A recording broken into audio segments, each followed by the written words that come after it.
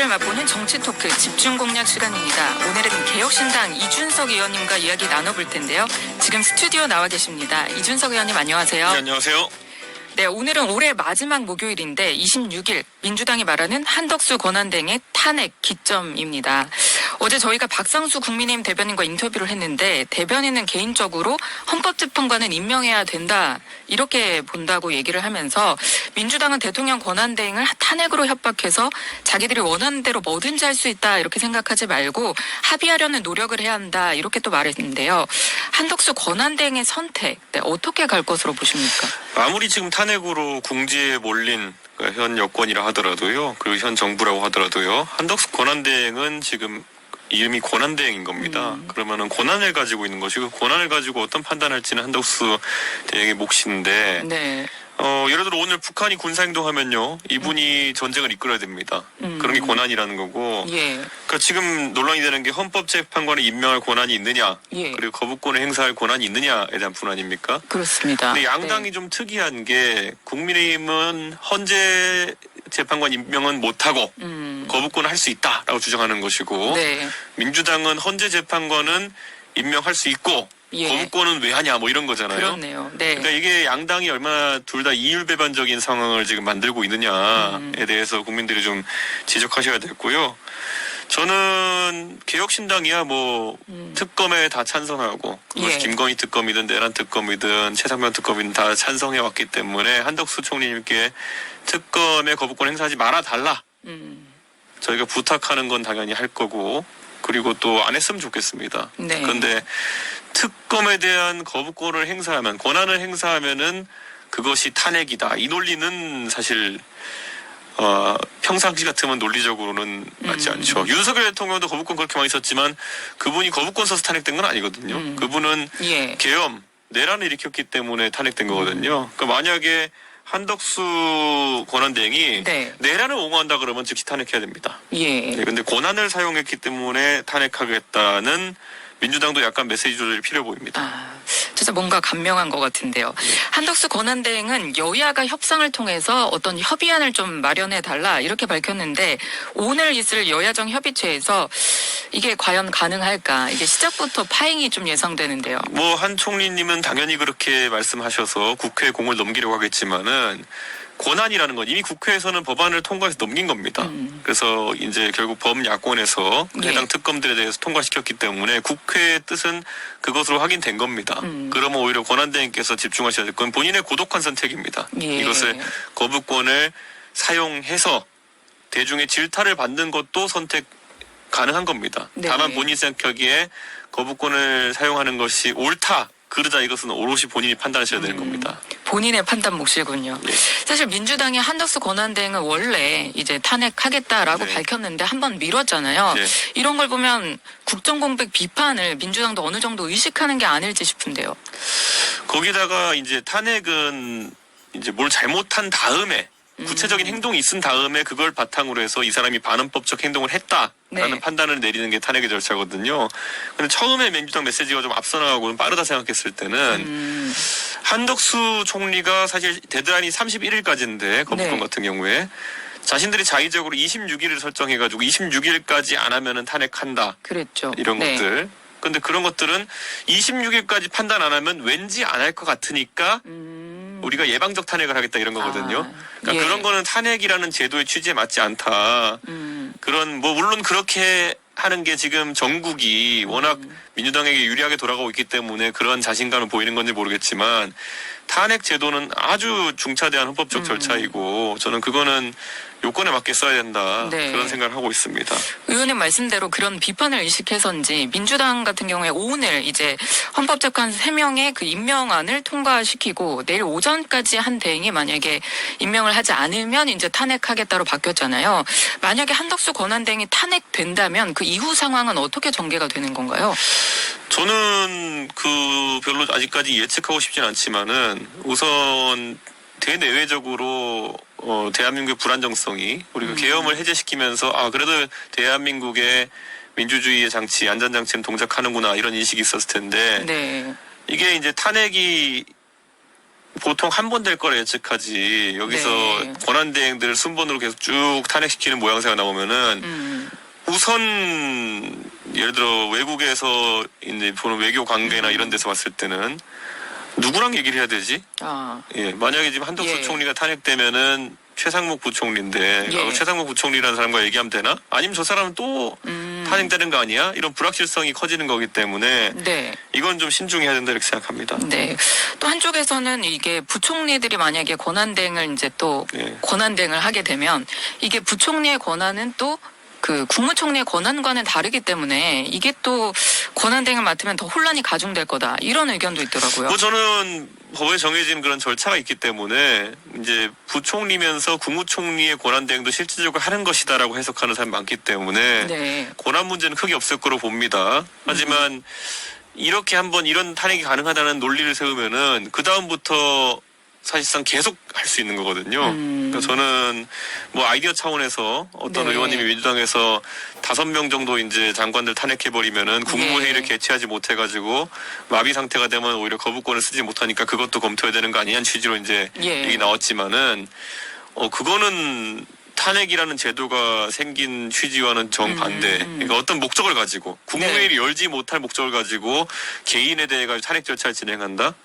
저는 그거 자체가 또 반헌법적인 말상입니다. 그거는. 예. 예. 우리가 대한민국이 위기에 있으니까 넌 좀 죽어줘야겠어. 이런 거랑 비슷한 거거든요. 네. 굉장히 위험한 발상입니다. 그거는. 예. 알겠습니다. 국민의힘 이슈도 한번 예. 여쭤보고 싶은데요. 그 권성동 원내대표와 권영세 그 비대위원장 지명장이 그 비대위원장이 이끌게 될 이른바 권권 체제에 네. 대해서 어떻게 생각하시는지 궁금합니다. 권영세 의원은 이제 합리성 그리고 매너를 두루 갖춘 인물이고 아주 훌륭한 정치인이지만은 지금의 상황에서 그 합리성이라는 게 발휘될 공간이 국민의힘 내에 전혀 보이지 않습니다. 아, 그래서 저는 이게 예. 독이든 성배 이런 표현보다도요 그냥 독배 그 자체입니다. 이거는. 아, 예. 예. 한잔 하면 그냥 이제 뭐 실제로 일을 하게 되면은 비판받을 소지밖에 없는. 그래서 권영세 비대위원장 입장에서는 굉장히 머리가 아플 거다는 생각합니다. 그렇군요. 그 권영세 의원은 비대위원장 지명 직후에 그 당이 안 되면 이게 쇄신도 있겠냐 이렇게 네. 얘기를 하면서 먼저 이제 안정을 시키겠다 이렇게 얘기를 했고요. 향후 뭐 당직이라든지 비대위 구성을 개파를 불문한 뭐 인선을 할 계획이다 이런 보도도 있더라고요. 냉정하게 지금 윤석열 대통령이 최근에 탄핵 심판 과정에서 아니면 그 형사적 이제 수사받는 과정에서 변호인단을 구성하기 어렵다는 얘기가 있었잖아요. 예. 그거 왜 그런지 국민이 다 알거든요. 예. 이거 뭐 가서 변호인 해봤자 뭐 이분이 성격이 내 맘대로 할 것이다라는 의미가 하나 있고 두 번째는 예. 어차피 결과는 뻔하다거든요. 그럼 마찬가지로 권영세 비대위원장 입장에서 본인의 뜻은 좋으나 네. 이 비대위의 비대위원으로 갈 정도의 정치적 그런 판단이라면은 굉장히 능력이 떨어지는 인사일 가능성이 높다. 네. 그냥 아주 애당심이 좋아가지고 네. 내가 욕먹으면서 하겠다는 판단이든지 아니면 사태 판단이 안 되는 분이거든요. 그래서 저는 이거는 권영세 비대위원장의 의지와는 다르게 굉장히 험난한 과정이 될 거다. 아, 비대위원 인선도요? 예, 그렇습니다. 네, 지금 비대위원 7명으로 이제 좀 축소할 거다라는 얘기도 있더라고요. 3명이 당연직이면 4명을 이제 꾸리는 건데요. 안 구해지니까 당연히 그런 거겠죠. 그리고 사실 예. 이 상황에서 해야 될 의결이나 표결이나 뭐 아침에 앉아가지고 한 번씩 얘기하고 이게 무슨 의미가 있겠습니까? 예, 그렇기 때문에 비대위원이 되면 누릴 수 있는 것들이 조금 있긴 한데 네. 그 누릴 게 현실적인 없는 상황이에요 지금. 네. 평소 같으면 그래도 한번 해보고 싶은 사람도 있겠지만은. 예, 그렇군요. 의원님께서 나오셨으니까요. 네, 그 차기 대선 출마, 네, 그 의지를 이제 공식화하셨던 보도를 제가 오늘 새벽에 봤거든요. 예. 네, 그 스페이스 X를 차리는 새로운 방식으로 이제 도전할 것이고 또 국민의힘과의 단일화는 이제 없는 그런 대선 완주를 선언하셨더라고요. 그러니까 계속 이제 제3당으로서의 선거에 저는 동탄 선거도 경험하고 했기 때문에 대한민국의 합리적인 유권자들은 양당 체제를 돌파해낼 유권자로서의 준비가 되어 있다라는 생각을 저는 하는데 이제 여의도 이 작은 섬에 있는 사람들은 아니야 그래도 이준석이가 그 대선 도전하려면은 그 국민의힘에 들어가려고 이제 뭐 계속 노력할 거야 이런 얘기를 하거든요. 그래서 제가 이제 비유했던 게 예전 같으면요. 내가 만약에 로켓을 만들고 싶어요. 네. 그리고 우주선을 만들고 싶어요. 그러면은 나사에 들어가서 일하는 거 외에 다른 길이 없습니다. 예, 나사만 그거 하니까요. 그렇죠. 그리고 네. 거기에 정부 예산도 빵빵하게 지원되고 저는 근데 우주 탐사의 꿈을 이루는 데 있어가지고 나사에 들어가는 게 아니라 그냥 스페이스X 같은 걸 차리면 된다. 그리고 그게 오히려 지금은 나사보다 오히려 스페이스X가 기술 혁신이라는 걸 많이 해내는 것처럼 정치에서도 그런 고정관념을 좀 깨는 게 필요하다. 네. 그런 생각을 합니다. 예. 네. 또 공교롭게 내일이면 이제 그 의원님께서 처음에 이제 국민의힘을 네. 나오셨을 때 이게 마포 숯불갈비 선언이라고 예. 해야 되나요? 1주년이 되는 때인데 네. 뭔가 지금 또 시점에서 감회가 좀 다르실 것 같고요. 그렇죠. 네. 저는 그때 뭐 이게 상계동에 있는 건데 가게 이름이 마포스 불가비 선언인데 예. 제가 그때 약속했던 게 뭐냐면요. 제가 국민의힘의 당대표까지 하면서 그 당에 쌓아놓은 정치적 자산을 다 내려놓고 한번 승부해보겠다. 그래서 저는 사실 단일화나 이런 것도 하지 않고 동탄이라는 새로운 곳에 가가지고 오직 진정성이랑 새로운 캠페인 방법 그리고 뭐 열정으로 이제 승부를 본 것인데 네. 저는 그때 그래서 제가 주장했던 것들을 상당히 지켰던 거거든요. 예, 새로운 어떤 정치 문화를 세우려고 노력할 것이고요. 네. 저는 이번 대선도 저에게는 좋은 기회가 될 것이다. 제가 네. 그때 한 약속들을 지키는 것을 국민들에게 보여줄 기회다 이렇게 생각합니다. 약간 의원님께서 네. 네, 대통령 선거에 나온다면 동탄 이제 시민들이 조금 아쉬워하지는 않으실까요? 뭐 지금 지방자치 단체장들은 직을 버리고 나와야 되는 상황이지만 그래서 비판받을 소지가 좀 있지만 동탄 주민들은 걱정 안 하셔도 되는 게요. 국회의원은 안 그래도 됩니다. 국회의원은 직을 아, 유지하면서 예. 나오는 거고요. 과거에 문재인 대통령이나 여러 그런 후보들의 선례가 있고 동탄 지역의 문제라고 하는 것이 경기 남부 지역에 있는 젊은 세대가 겪고 있는 아주 보편적인 이야기입니다. 네. 예를 들어 교통의 문제, 상업용 부동산의 문제 이런 것들을 굉장히 넓은 범위에서 다룰 수 있는 거기 때문에 저는 제가 나오는 것을 좁게는 동탄 그리고 네.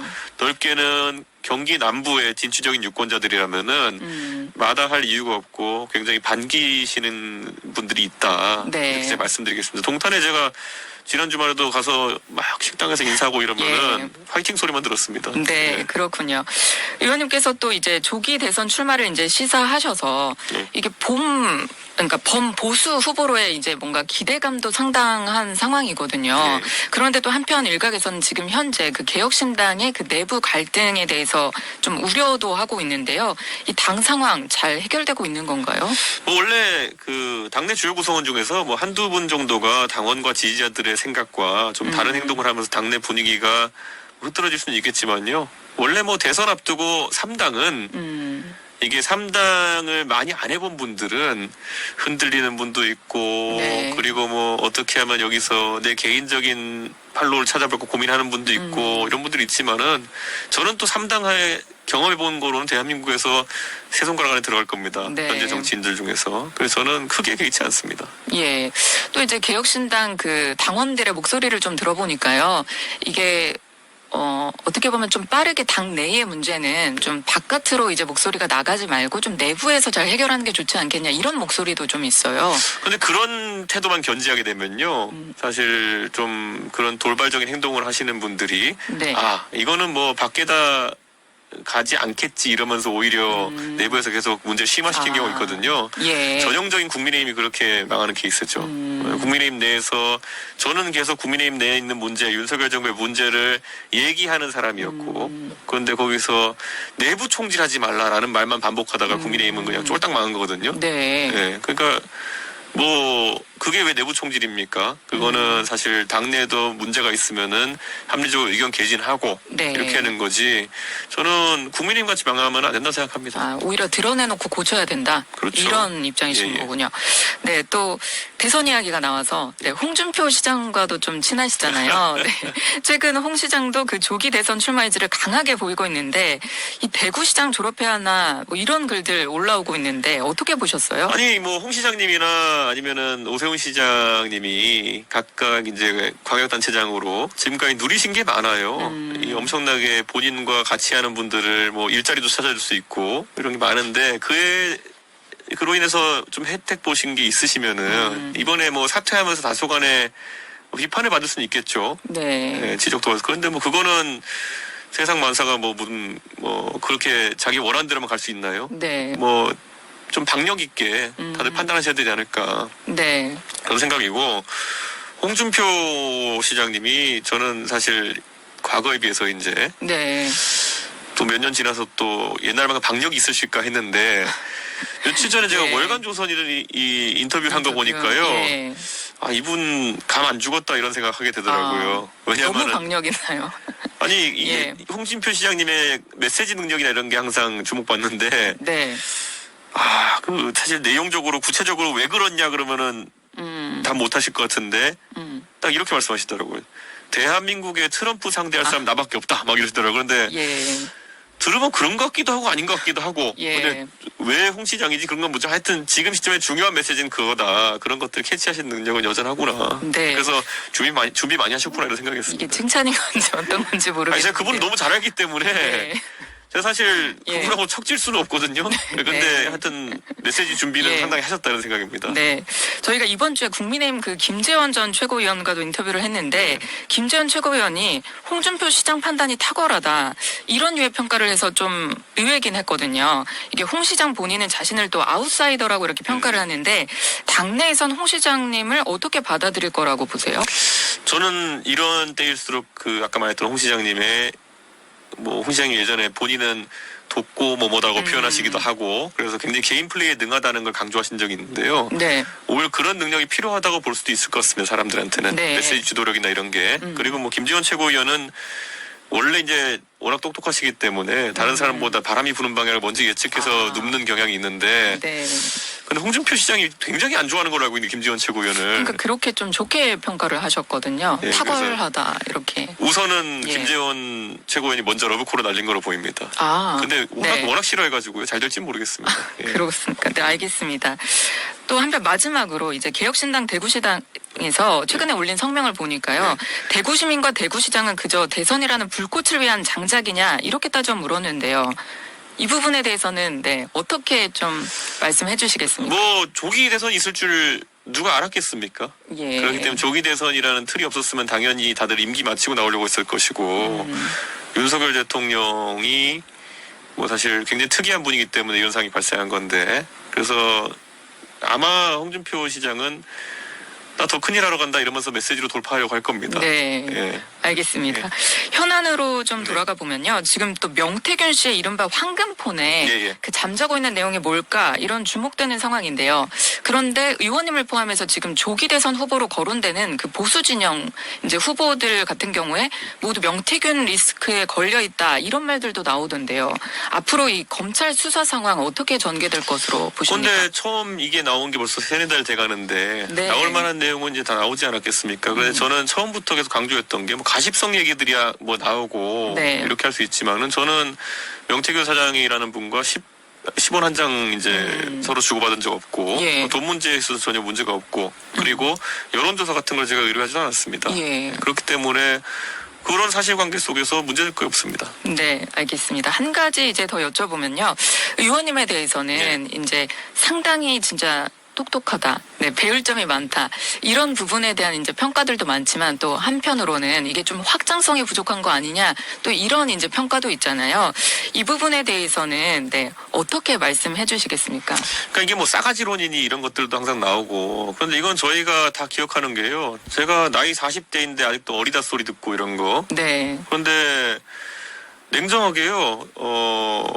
제가 여기서 어떤 경험을 더 쌓아야 될까라고 봤을 때 여기서 이제 정치인들이 갖고 있는 다른 능력들 장착해라 이런 거라면은 별로 장착하고 싶지 않아요. 네. 지금 국민의힘에 보면은 예를 들어 제가 정치 선배로 봤던 분들 그렇게 정치 잘하는 것 같지도 않거든요. 네. 예. 그러니까 저는 그런 거 단순히 무슨 경륜 이런 거는 젊은 사람에 대해 가지고 장벽을 쌓을 때 하는 얘기고 네. 우리 잘 생각해 보시면 노무현 대통령이 50대 후반에 대통령 되셨거든요. 네. 상대적으로 젊은 대통령이죠. 그때 노무현 대통령 행동하는 거 가지고 얼마나 언론에서 찝어대고 노무현 대통령 인격적으로 미숙하다는 얘기도 하고 어떻게 저러냐 이렇게 얘기했지만은 사실 그게 노무현 대통령이 보여주려 했던 탈권위 행보에 대한 사실은 좀 반동적인 그런 움직임이었던 거거든요. 네. 저는 그런 거에는 별로 굴하고 싶지 않다 이런 생각이고 맨날 무슨 갈라치기 이런 얘기하는 분들은요. 네. 제가 만날 때마다 물어봐요. 이준석이 혹시 여성에 대해 가지고 여성에 대해서 여성이 해를 입는 정책에 하나라도 낸 적이 있느냐? 네. 이런 거 얘기하면 말 못해요. 노인 갈라치기, 무임승차액이요? 무임승차가 왜 갈라치기입니까, 그게? 그 얘기가? 그거는 이미 다가온 굉장히 위기 네. 상황이고, 서울교통공사가 지금 임금 지급을 못할 정도의 경영 위기에 빠졌다라는 기사가 며칠 전 기사거든요. 네. 이런 거 전부 다 그냥 포퓰리즘에 빠진 사람들이 이런 얘기하는 것 자체를 틀어막아 세웠기 때문에 이런 위기 상황이 오는 겁니다. 이거 얘기해야죠, 당연히. 네, 그렇습니다. 근데 짧게 한 가지만 더 여쭤보면요. 그 이재명 대표가 그 지닌 어려움은 사법 리스크뿐만 아니라 정책 리스크도 있다 이런 분석도 있는데 이에 대해서는 어떻게 생각하십니까? 이재명 대표도 이제 선거를 여러 번 뛰다 보니까 정책이 중간에 조금씩 시류에 맞게 변할 수는 있습니다. 네. 그런데 이재명 대표가 예전에 대선 때 아니면 지방선거 때 보여줬던 그런 정책적 한계는 결국에는 이분이 복지나 아니면은 돈을 어떻게 쓰느냐 관련해가지고 이름을 날린 분이라는 거예요. 네. 근데 성남시는 돈이 굉장히 많아요. 예. 거기서 무상 시리즈하고 해도 아무 문제가 없거든요. 근데 이분 당장 경기도지사 됐을 때는 경기도는 관할하는 그 군들이나 시들의 재정 사정이 다르기 때문에 네. 그렇게 못했거든요. 그래서 저는 이분이 정책적 한계를 가지고 있다고 보고 앞으로 과정에서 대선 과정에서 검증해야 된다. 네, 알겠습니다. 지금까지 개혁신당 이준석 의원님과 함께했습니다. 감사합니다. 감사합니다.